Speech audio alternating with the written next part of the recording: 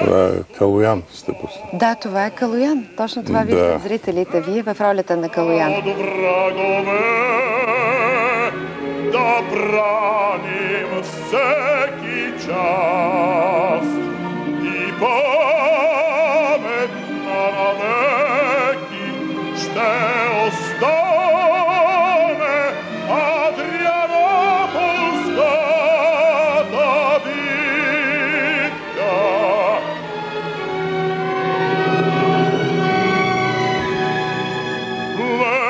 Пленените сега по-близко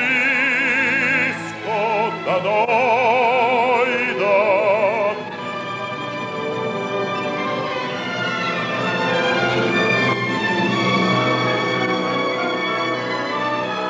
На нас ни трябва също един такъв Калоян, който да умее да води вътрешната и външна политика, така че народа да го обича.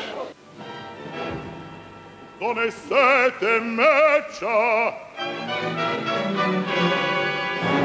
на императора.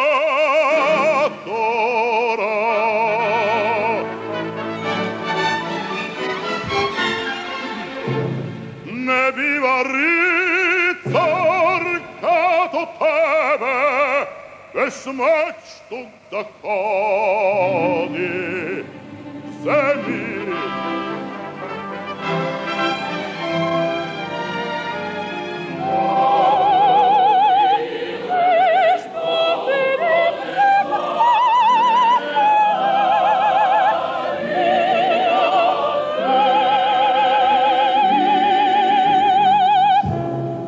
той бъди гост.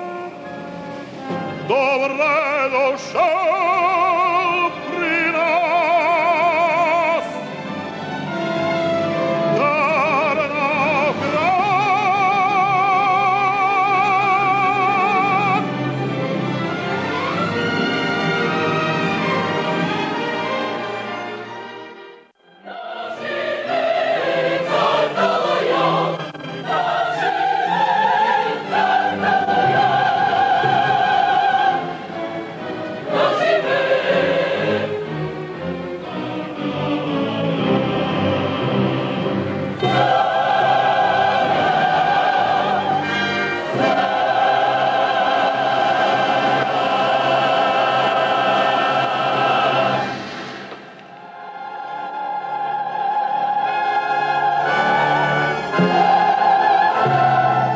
Посланието на Калоян, вградено от патриарха на българската музика Панчо Владигеров в опера от световен интерес Цар Калоян, съградена от Софийската опера и нейните съмишленици ктитори, пробуди вярата на повече от 20 000-ната публика, която обсаждаше площада на 6 представления на Софийската лятна сцена.